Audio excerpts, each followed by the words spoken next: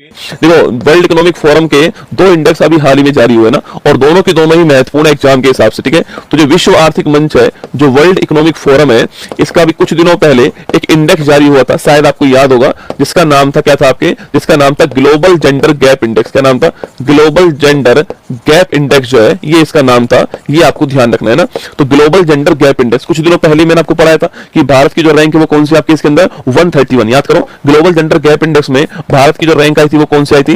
131 आई थी। एग्जाम के लिए महत्वपूर्ण सवाल है, ठीक है। वही दोस्तों हमने एक इंडेक्स अभी हाल ही में और जारी हुआ है, और वो आपके एनर्जी ट्रांजिशन इंडेक्स, ऊर्जा संक्रमण सूचकांक है ना।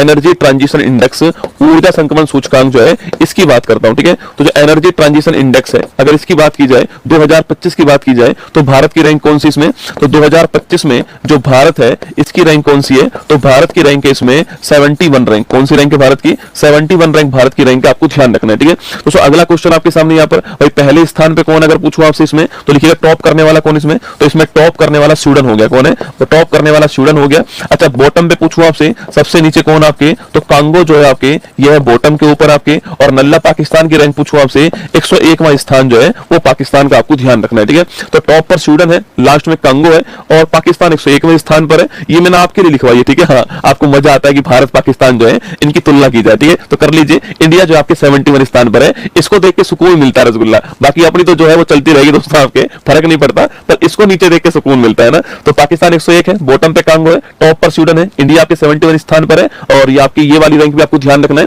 कि जो ग्लोबल जेंडर गैप इंडेक्स है वो 131 रैंक जो है, ये आपको नोट करना है, ठीक है। अच्छा, अगर सवाल दोस्तों आपसे यहां पर ये पूछ ले, ठीक है, सवाल पूछूं आपसे, स्वीडन जो है इसकी राजधानी क्या है? तो इसकी राजधानी है स्टॉकहोम। क्या है? स्टॉकहोम जो है ये इसकी राजधानी, आपको ध्यान रखना है, ठीक है। दोस्तों कांगो जो है आपके, कांगो जो है, बताओ कमेंट बॉक्स में कांगो के बारे में। दोस्तों एक बात तो आपको ध्यान रखनी है, जो कांगो है, पहली बात तो नोट कीजिए, आपकी विश्व में सेकंड सर्वाधिक जैव विविधता कहां पर है? कांगो क्षेत्र के अंदर। विश्व में सेकंड सर्वाधिक जैव विविधता जो है यह कांगो क्षेत्र के अंदर, आपको ध्यान रखना है, ठीक है। यहां पर एक नदी बहती है जिसका नाम है कांगो नदी, इसका नाम है, नोट कीजिएगा। सो कांगो नदी इसका नाम है, और नोट कीजिएगा यह नदी आपकी जो भूमध्य रेखा है, इस भूमध्य रेखा को 2 बार काटती है ना।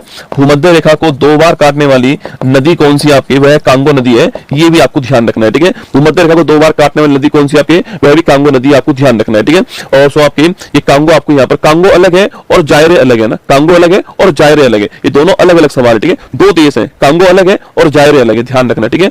तो भारत की रैंक कौन सी है? 71 रैंक का ऑप्शन नंबर 20 का ठीक दोस्तों आंसर है। 71 रैंक भारत की, ऑप्शन नंबर 20 का करेक्ट आंसर है ना। हाँ, कांगो नदी को जायरे नदी कहते हैं, वो ठीक बात है, ये आपके सामने यहाँ पर इंडेक्स होगी। अच्छा, वर्ल्ड इकोनॉमिक फोरम की बात करूं मैं आपसे, तो 1971 में इसकी स्थापना होती है, और जिनेवा के अंदर जो है इसका मुख्यालय कहां पर है? जिनेवा स्विट्जरलैंड के अंदर जो है इसका मुख्यालय है, और दावोस में इसकी फेमस जो है सर्दियों में बैठक होती है, ठीक है, ध्यान रखना है ना। अच्छा, अभी एक इंडेक्स आया मानव विकास सूचकांक, उसमें रैंक क्या है हमारी? इसके अलावा भ्रष्टाचार धारणा सूचकांक जो है, इसमें रैंक क्या है हमारी? हैप्पीनेस जो इंडेक्स है, इसमें रैंक क्या है हमारी, बताना। इसके अलावा प्रेस फ्रीडम जो इंडेक्स है, इसमें रैंक क्या है हमारी? ये 4 क्वेश्चन और आपके सामने, ठीक है। देखो, मानव विकास सूचकांक पूछूं आपसे, बताओ रैंक क्या हमारी मानव विकास सूचकांक में? ये 4 इंडेक्स है। प्रेस फ्रीडम में रैंक लिखना 151 है ना। हैप्पीनेस में लिखिएगा आपकी 118, भ्रष्टाचार में लिखना आपके 96 है ना। और जो मानव विकास सूचकांक है इसमें लिखिए 130, लगे हाथ, ये 4 इंडेक्स आपके और नोट कर लीजिए ना।